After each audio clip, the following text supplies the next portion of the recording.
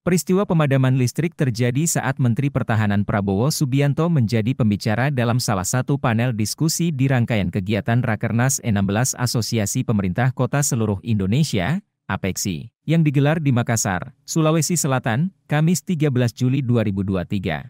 Terkait hal itu, Manajer Komunikasi dan TJSL PLN WID Sulselbar, Ahmad Amirul Syarif menegaskan bahwa pihaknya senantiasa berkomitmen untuk menghadirkan layanan listrik yang prima kepada pelanggan. Perlu diketahui, gangguan instalasi kelistrikan tersebut terjadi di sisi genset pelanggan dan bukan gangguan listrik ataupun pemadaman oleh PLN. Pasokan listrik di venue juga menggunakan genset, bukan listrik PLN, katanya.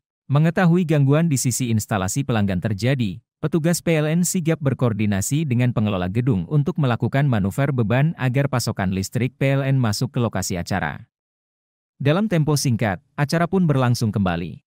Ahmad Amirul Syarif berharap kepada penyelenggara terkait kebutuhan listrik dalam setiap event agar senantiasa berkoordinasi dengan PLN sehingga keandalan listrik venue senantiasa terjaga.